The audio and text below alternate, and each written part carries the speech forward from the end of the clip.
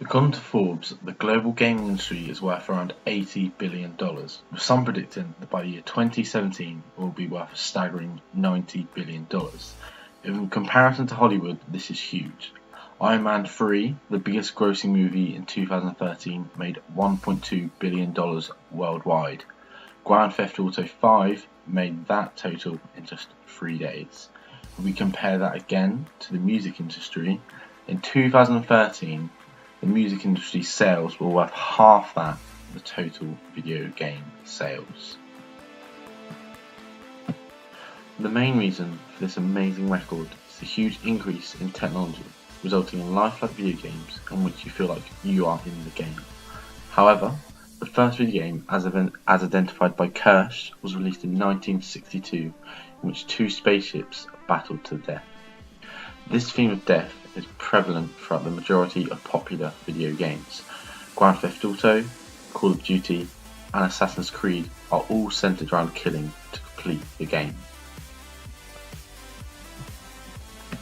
As well as this continuous story of violence, many players of these violent video games are using this violence in a comical way to promote it. Thug life videos are a new wave of popular videos at the moment in which a certain act shown is considered to be fun. When using this in relation to Grand Theft Auto, it very much promotes it in the wrong way, giving out the wrong impression to many users who want to buy and play this game. This is a way of legitimizing the violence seen in the game.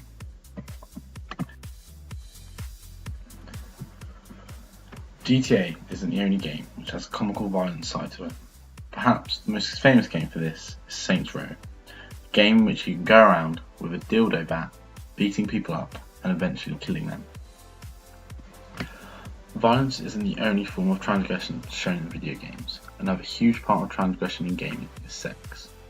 One of the earliest video games to feature sexual themes was Soft Porn Adventure in 1981.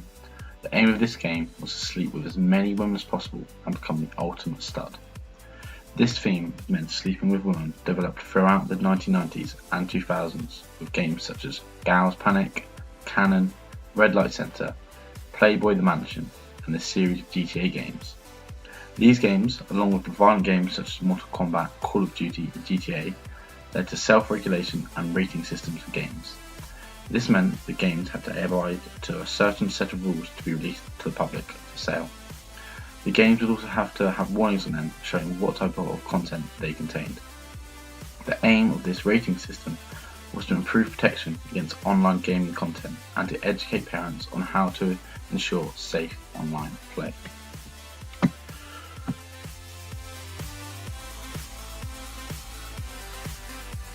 Trying to play out one of the world's most popular and violent video games in real life. The young man stole a car and went on a spree straight out of Grand Theft Auto.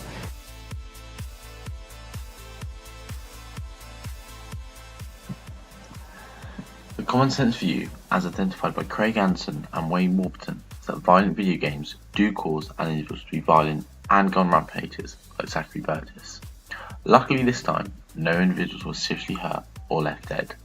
However, if we look at the cases of most famously Adam Lanza and Jamie Holmes, we can see serious consequences.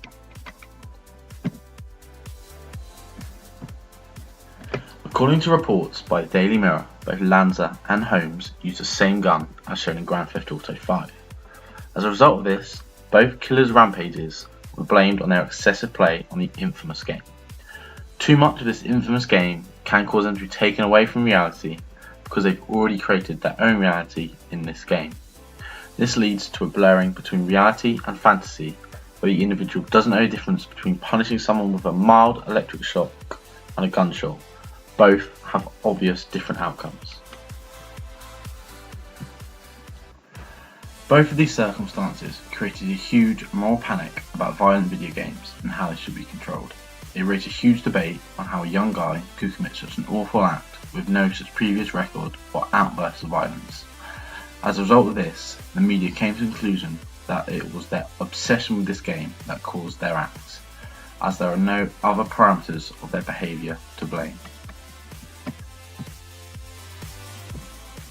However, have you noticed something relating to the GTA real-life killers together? They're both American, and in America, of course, it's still legal to carry firearms. there has been no such reported acts of the same magnitude as Lanza and Holmes in the United Kingdom, where there is a much stricter firearms law. So it's clear to see that this moral panic around violent video games is being used as a distraction from the real problem around firearm legislation. Blaming this on guns is like saying that the big problem with obesity is we've got too many spoons. It's not the spoons, it's not the guns.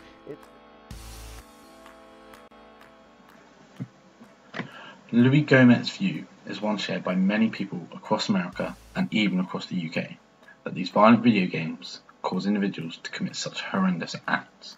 However, a piece of research led by Christopher Ferguson shows that there was no link whatsoever between violent video games and behaviour. Between the years of 1996 and 2011, his team investigated the link between the popularity of violent video games and youth crime level. What they found was that as these games got popular, the violence fell. Ferguson believes that the media narrative, which is hugely promoted, distracts society from identifying the true problems behind these horrendous acts.